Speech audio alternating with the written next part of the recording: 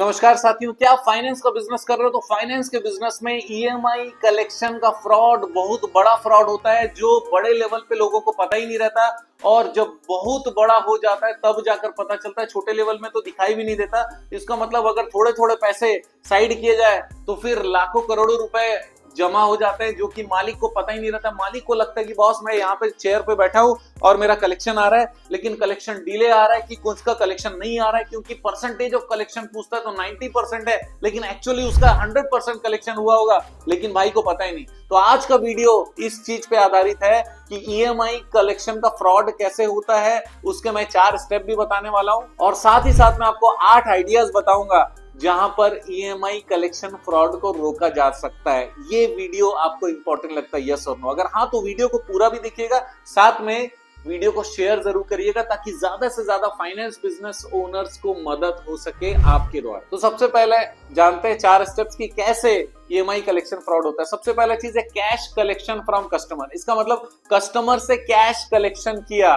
तो फिर कैश क्या हो गया, एम्प्लॉय के पास आ गया। अब एम्प्लॉय एक तरीके से मालिक है, जब तक वो पैसा पहुंचता नहीं है इसके पास में फाइनेंस कंपनी के खजाने में। अब दूसरा स्टेप आता है, क्योंकि कैश तो मिल चुका है, अब मिस रिपोर्टिंग या डिलेड कलेक्शन दिखाएगा। मिस रिपोर्टिंग का मतलब ये कि 10 में से आज 2 ने दिया नहीं, बोला है 2 दिन बाद दूंगा। तो उसके बाद वो देखते हैं कि कंपनी क्या कर रहा है। कंपनी कुछ नहीं बोला, अच्छा कोई बात नहीं 2 दिन बाद मिलेगा, चलेगा। अब इसके पास क्या हो गया, वो पैसा आ गया, घर गया, उसकी बीवी ने कुछ इंपॉर्टेंट डिमांड कर दिया, रास्ते में कोई पॉकेट मार लिया, या फिर उसके बच्चे का कोई इंपॉर्टेंट चीज था जो पैसे देने थे, वो पैसे जेब में थे तो जेब से निकल गए। अब क्या हो गया, अब उसको अगला झूठ भी बोलना पड़ेगा, फिर आगे के कलेक्शन करता जाएगा। उसके बाद फिर इस तरीके से पहले 2 के पैसे नहीं दे रहा था, फिर 3 के नहीं देगा, पहले 1 इंस्टॉलमेंट नहीं दे रहा था, 2 नहीं देगा, 3 नहीं देगा, 4 नहीं देगा, ऐसे लगातार झूठ बोलेगा। डिलेड कलेक्शन भी बताएगा, या फिर मिस इंफॉर्मेशन देगा कि सर वो तो पैसा दे ही नहीं रहा है। 3-4 लोग ऐसे होंगे जो दे रहे होंगे, लेकिन भाई हमारा झूठ बोल रहा है। तीसरा स्टेप ये है, मैनुअल एंट्रीज या लूप होल रहेगा सॉफ्टवेयर में ना, तो उसमें जाकर वो डाल देगा। इसका मतलब ये कि होता कैसे, समझना आराम से। मैं आइडिया तो नहीं दे रहा हूं आप लोगों को इस तरीके का बोल के। तो देखो क्या होता है, अगर वो मैनुअल काम कर रहा है या एक्सेल शीट में काम कर रहा है या फिर शीट्स वाले ऐप में काम कर रहा है, तो उसमें अगर उसको एडिटिंग का अधिकार है तो वो जाकर डाल देगा कि कलेक्शन पूरा आ गया, जिससे जिससे उसने पैसा वसूल किया कलेक्शन डाल देगा। उधर खर्चे वाले साइड भी कुछ भी आलतू फालतू एंट्री मार के सेम अमाउंट चला जाएगा, कैश इन हैंड सेम रहेगा, तब भी फंसने वाला है। या फिर किसी और तरीके का लूप होल सॉफ्टवेयर में मिल गया, तब भी फंसने वाला है। कौन फंसने वाला है? कंपनी फंसने वाला है। ये बंदा पैसा खा चुका है, ले चुका है, अब सॉफ्टवेयर की गलती निकाल के उसने पैसे को एडजस्टमेंट मार दिया, पैसा किसका डूबा?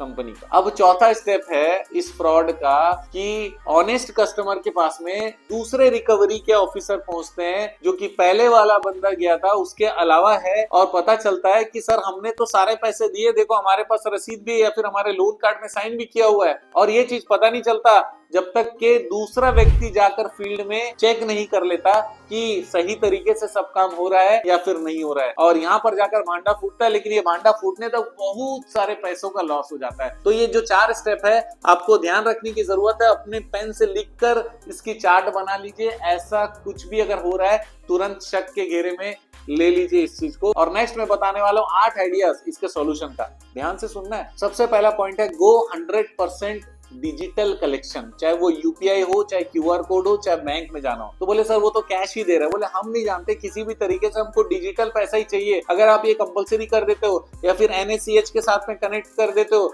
डायरेक्ट स्टैंडिंग ऑर्डर से उसके खाते से पैसा कट के आ जाए, इससे बढ़िया कोई बात नहीं। अगर कैश कलेक्शन होता है तो फिर उसका स्पेशल वेरिफिकेशन मॉडल होना चाहिए कि अगर कैश कलेक्शन हुआ, आज उसने डिजिटल नहीं दिया, तो उस बंदे के पास फोन जाना चाहिए कि आपने पैसा नहीं दिया, क्योंकि अगर उसने कैश दिया होगा तो आपको तुरंत पता चलेगा। दूसरा इंपॉर्टेंट स्टेप ये है कि अगर पेमेंट आया, चाहे वो कैश आया हो चाहे डिजिटल आया हो, भाई आपने डिजिटल का प्रयास किया नहीं हुआ, कभी कभी कैश भी हो गया, तो तुरंत मैसेज जाना चाहिए कस्टमर को। और कस्टमर को मैसेज अगर गया तो फिर ये समझा जाएगा कि सच में पैसा आया। और कस्टमर को हमेशा ये एजुकेट किया जाएगा कि आपने पैसा दिया, उसके 5 मिनट के अंदर या 24 घंटे के अंदर आपको मैसेज आना चाहिए कि आपने पैसा दिया। अगर ऐसा मैसेज नहीं आता है तो फिर आपको क्या करना है, कॉल करना है ऑफिस में बताने के लिए कि आपने पैसा दिया और किसको दिया, ताकि हम लोग आपकी एंट्री मैनुअल कर सके। ये मत बताओ कि हम फ्रॉड पता चल जाएगा, तो उसको पता लगेगा कंपनी में फ्रॉड लोग काम कर रहे हैं, राइट। तीसरा इंपॉर्टेंट स्टेप है daily reconciliation with collection report. ये कैसे होगा? जितना भी फील्ड में कलेक्शन हुआ उसने बताया, अगर उसने बताया कि भैया आज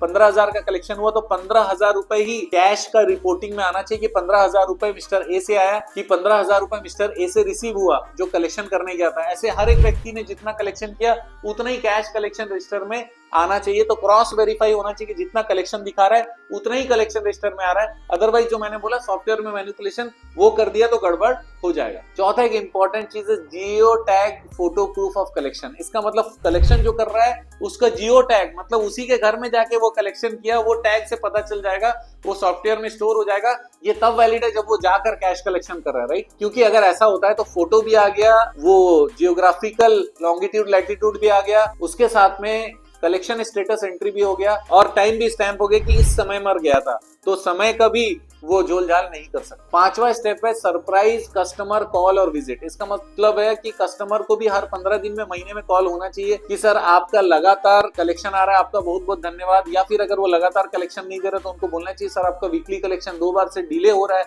ऐसा क्यों हो रहा है। तब पता चलेगा कि बोलेगा नहीं सर मैं तो पहले दे दिया था, तो फिर आपको बोलना है कि ठीक है मैं अपना सिस्टम एक बार चेक कर लेता हूँ, आपने कब कब दिया था ये बता सकते हैं क्या। मैं ऑडिट टीम से बोल रहा हूं ताकि हमारे यहाँ से अगर कोई भी एंट्री की भी देरी हो रही है तो नहीं होनी चाहिए। कंपनी ये सोचती है कि हमारे कस्टमरों और हमारे बीच में 100% ट्रांसपेरेंसी होना चाहिए। इस टाइप का डायलॉग लिखवा के सामने को बोला जाए ताकि हमारे को करेक्ट इंफॉर्मेशन मिलता रहे कि जो स्थिति हमारा कलेक्शन करने वाला बंदा बता रहा है एग्जैक्टली वही स्थिति है भी। छठवां पॉइंट है use penalty plus incentive system. इसका मतलब ये कि अगर लेट कलेक्शन करता है या फिर कलेक्शन करके एक दिन भी लेट जमा करता है तो उसको पेनल्टी होना चाहिए, और अगर हर दिन कलेक्शन किया और हर दिन जाने से पहले उस चीज को जमा किया तो फिर उसके परफॉर्मेंस में माना जाएगा और उसको एडिशनल इंसेंटिव भी मिले ताकि उसको अच्छा काम करने पर उसको रिवार्ड मिला, ऐसा होना चाहिए। और गलत किया तो पेनल्टी होना चाहिए, क्योंकि अगर पेनल्टी नहीं है तो फिर लेट तो जमा करता ही रहे। पुलिस कंप्लेंट या एफआईआर भी तुरंत फाइल कर दो। बोलेगा सर मुझे माफ कर दो, तो फिर पुलिस में जाकर फिर भी एप्लीकेशन लिखो कि इसने ऐसा गलत किया, और वो व्यक्ति को बोलना कि माफीनामा तो पुलिस थाने में देना। पुलिस थाने में माफीनामा देगा ताकि आगे से अगर वो कहीं पर भी कुछ किया या किसी जगह पे नाम आया उस व्यक्ति को सीधा अंदर कर दिया जाए। और आठवां सबसे इंपॉर्टेंट चीज है स्ट्रिक्ट डिसिप्लिनरी पॉलिसी। ये बहुत ज्यादा इंपॉर्टेंट है। इसका मतलब ये कि अगर कोई गड़बड़ी हो गई तुरंत उसको नौकरी से निकाल दो ताकि बाकी 10 लोग देख लें कि हाँ भाई ऐसी गलती करने पे नौकरी पे निकाला जाता है, भले वो आपका साला हो चाहे रिलेटिव हो या फिर कोई बहुत फेवरेट आदमी हो, उसको तुरंत हटा दो सिस्टम से। वो सिस्टम में किसी और को डिस्टर्ब भी नहीं करना चाहिए, क्योंकि अगर आप उसका डिमोशन कर दिए, मैनेजर से अगर उसको किसी और चीज में लेकर आ गए या फिर कलेक्शन ऑफिसर से किसी और जगह पे बैठा दिए, तो हर जगह पे जिसका आदत हो चुका है गलत काम करना वो कहीं भी जाके गलत काम करेगा, तुरंत डिसमिसल कर दो। और इस डिसिप्लिनरी पॉलिसी में एक चीज और होना चाहिए कि जो भी ड्यूज उसके ऊपर में आ रहे हैं, वो पैसा खाया होगा उसको तुरंत रिकवर भी करना है, कैसे भी करके। उसके लिए उससे चेक्स ले लो या उसके पुराने डिपॉजिट्स है तो डिपॉजिट्स के पैसे में से काट लो या उसका वेतन बचा हुआ उससे काट लो, और सारा चीज डॉक्यूमेंटेशन में आप करिएगा। दोस्तों ये आपके लिए बहुत जरूरी है अगर आप फाइनेंस बिजनेस हो, अगर स्ट्रिक्ट डिसिप्लिनरी पॉलिसी नहीं होती है। और ये जो 8 स्टेप मैंने आपको बताए बहुत ज्यादा इंपॉर्टेंट है। और फ्रॉड कैसे होता है उस चीज पे विशेष ध्यान रखने की जरूरत है। इस वीडियो को शेयर ज्यादा से ज्यादा करिए ताकि ज्यादा लोगों के काम आ सकूं। फाइनेंस बिजनेस सेंसिटिव धंधा है, वहां पर इमोशन में आ गया तो मर गए भैया। अगर नियम से चले जैसा मैंने इस वीडियो में बताया तो फिर आपका व्यापार सुचारू रूप से चलेगा, प्रॉफिटेबल भी रहेगा, ज्यादा लोगों के साथ आप काम भी कर पाओगे, मदद भी कर पाओगे। तो आप चाहते हो ये सब नो, आप जानते हैं हमारा मिशन है हमेशा आप लोग की मदद करना और समय पर सारी जानकारी देना। तो बने रहेगा हमारे साथ, वीडियो को शेयर जरूर करिएगा। आपका दिन जबरदस्त हो, शुभ हो। Sandy.